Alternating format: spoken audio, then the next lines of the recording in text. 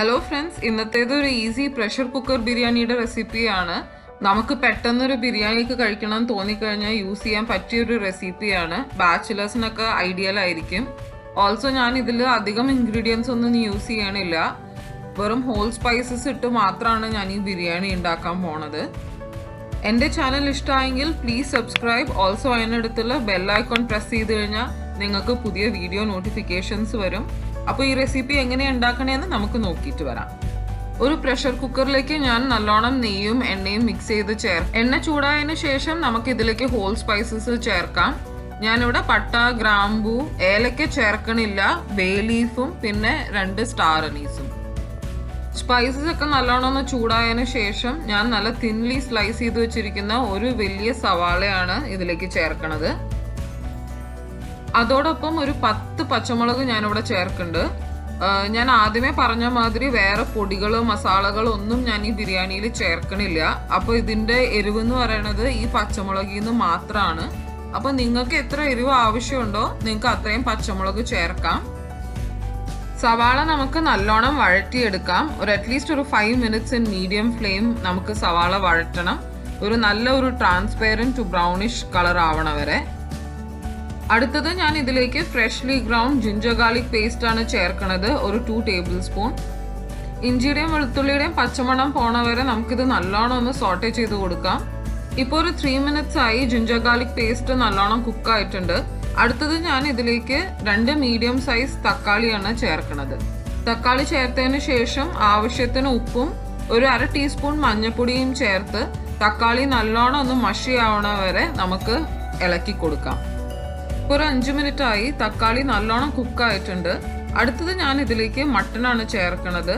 നല്ലോണം മഞ്ഞൾപ്പൊടിയും വിനീഗറൊക്കെ ഇട്ട് കഴുകിയ മട്ടൻ. ഞാനിവിടെ ഒരു 600 ഗ്രാം മട്ടൻ ചേർക്കുന്നുണ്ട്. അരി 2 കപ്പ്, അതായത് അളന്ന് നോക്കിയപ്പോൾ 400 ഗ്രാം.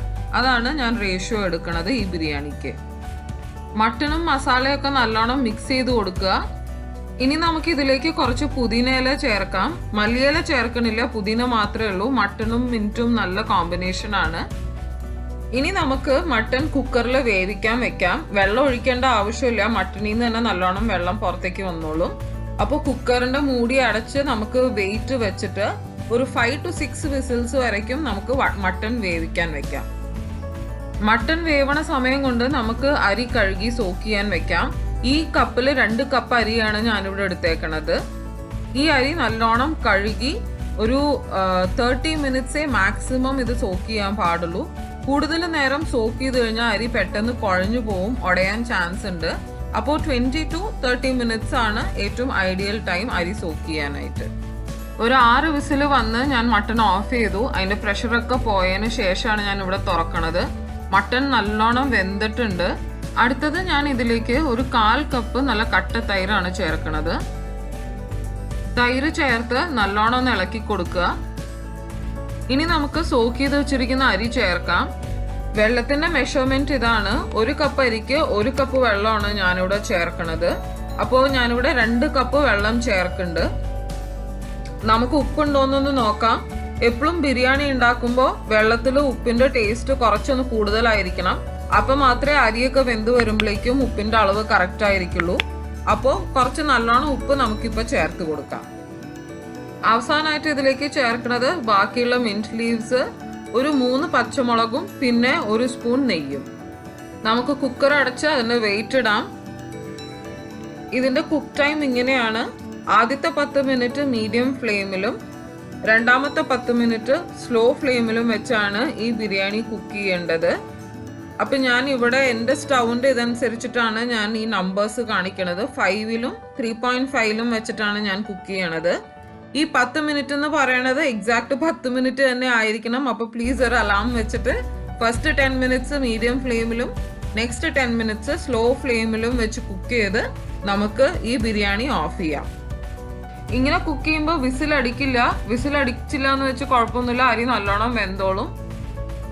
ബിരിയാണി ഓഫ് ചെയ്തതിന് ശേഷം അതിന്റെ പ്രഷറും ചൂടൊക്കെ നല്ലോണം ഒന്ന് കുറഞ്ഞതിന് ശേഷം മാത്രം തുറക്കുക. അല്ലെങ്കിൽ അരിയൊക്കെ പെട്ടെന്ന് കുഴയാൻ ചാൻസ് ഉണ്ട്. ഇപ്പൊ ഞാനൊരു 20 മിനിറ്റ്സ് കഴിഞ്ഞിട്ടാണ് ഇവിടെ ഈ കുക്കർ തുറക്കണത്. ഇപ്പൊ കണ്ടില്ലേ, നല്ല ഇൻഡിവിജ്വൽ ഗ്രെയിൻസ് ആയിട്ടുള്ള അരി വെന്ത് നല്ലൊരു ടേസ്റ്റി ബിരിയാണിയാണ് ഇവിടെ റെഡി ആയിരിക്കുന്നത്. ഈ ബിരിയാണിയിൽ ഞാൻ മസാല പൊടികളായിട്ടൊന്നും ചേർത്തിട്ടില്ല. അപ്പോൾ ഇത് തീർച്ചയായിട്ടും ഒരു ഡിഫറെൻറ്റ് ടേസ്റ്റ് തന്നെ ആയിരിക്കും. അപ്പം നിങ്ങൾ ഒരു പ്രാവശ്യം ഇതും ഒന്ന് ട്രൈ ചെയ്ത് നോക്കുക. എസ്പെഷ്യലി തന്നെ താമസിക്കുന്നവർക്ക്, ബാച്ചുലേഴ്സിനൊക്കെ പെട്ടെന്ന് ഉണ്ടാക്കിയെടുക്കാൻ പറ്റിയ ഒരു ഈസി റെസിപ്പിയാണ്. ഈ റെസിപ്പി നിങ്ങൾക്ക് ഇഷ്ടമായെങ്കിൽ നിങ്ങളുടെ ഫ്രണ്ട്സുമായിട്ട് ഷെയർ ചെയ്യുക. നമുക്ക് വീണ്ടും ഒരു പുതിയ റെസിപ്പിയുമായി അടുത്ത വീഡിയോയിൽ കാണാം.